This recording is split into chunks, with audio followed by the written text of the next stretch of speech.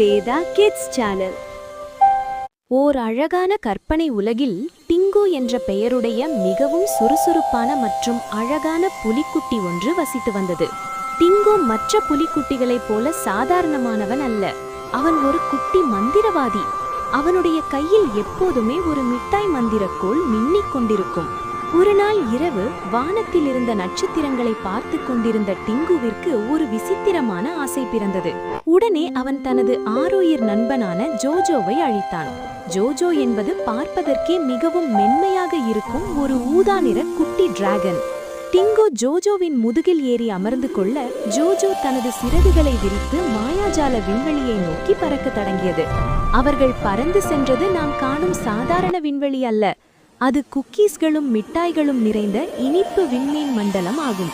அங்கே வானத்தில் நட்சத்திரங்களுக்கு பதிலாக மொறுமொறுப்பான சுவையான குக்கீஸ்கள் வைரங்கள் போல மின்னிக்கொண்டு மிதந்து கொண்டிருந்தன. அங்கே இருந்த கோள்களை பார்த்தபோது அவர்களுக்கு இன்னும் ஆச்சரியமாக இருந்தது.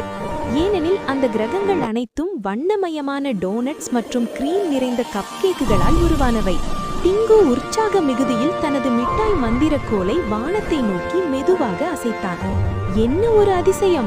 விண்வெளி எங்கும் திடீரென மிட்டாய்கள் மழையாக பொழியத் தொடங்கின.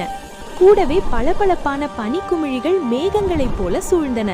டிங்குவும் ஜோஜோவும் அந்த இனிப்பு உலகில் வயிறு முட்ட குக்கீஸ்களை சாப்பிட்டுவிட்டு பஞ்சு போன்ற விண்வெளி மேகங்களில் உருண்டு புரண்டு விளையாடி மகிழ்ந்தனர்.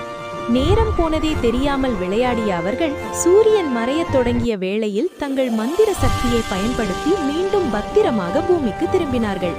அந்த நாள் முதல் ஒவ்வொரு இரவும் டிங்குவின் கண்களில் அந்த இனிப்பு விண்வெளி பயணத்தின் நினைவுகள் அழகான கனவுகளாக வந்து கொண்டே இருந்தன.